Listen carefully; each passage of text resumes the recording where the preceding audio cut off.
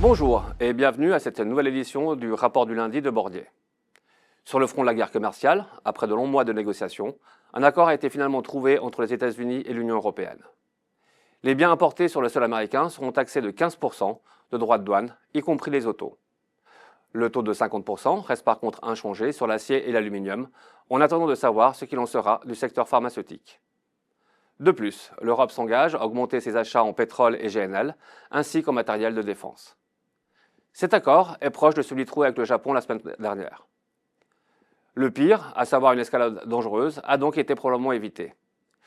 Mais ces droits de douane sont de nouvelles taxes qui n'existaient pas. Elles auront, à terme, un impact négatif tant sur la croissance que l'inflation américaine.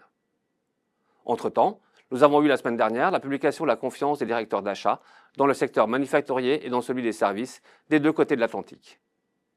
Aux États-Unis, la bonne surprise nous vient des services, où la confiance remonte plus qu'attendu et atteint des niveaux élevés. En revanche, la confiance dans le secteur manufacturier a déçu et retombe sous le seuil des 50 en territoire de contraction. Dans la zone euro, la confiance s'améliore dans l'ensemble de l'économie. Et bien qu'encore en contraction, la confiance dans le secteur manufacturier est sur une tendance haussière et se rapproche du seuil d'expansion de 50. Sur les marchés financiers, la semaine a été plutôt risconne.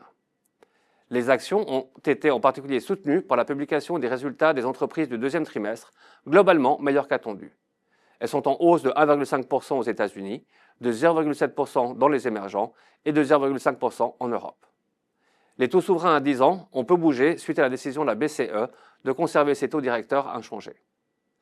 L'indice du dollar se déprécie de 0,9%. L'or, victime de l'appétit pour le risque, n'en profite pas et recule lui aussi de 0,6% sur la semaine. La semaine qui débute sera particulièrement chargée en publications économiques. Aux États-Unis, nous aurons la première estimation de la croissance du PIB au deuxième trimestre, l'ISM manufacturier, le rapport sur l'emploi et la réunion de la Fed qui ne devrait pas bouger ses taux directeurs.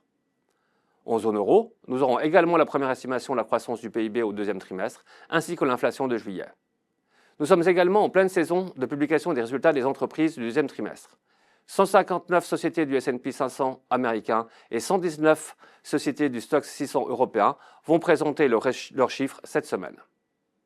Dans la thématique de l'IA et des semi-conducteurs, nous restons constructifs sur le titre TSMC.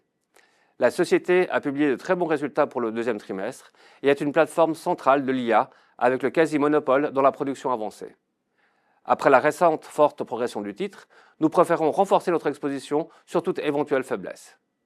C'est tout pour aujourd'hui, je vous remercie de votre attention et vous dis à la semaine prochaine.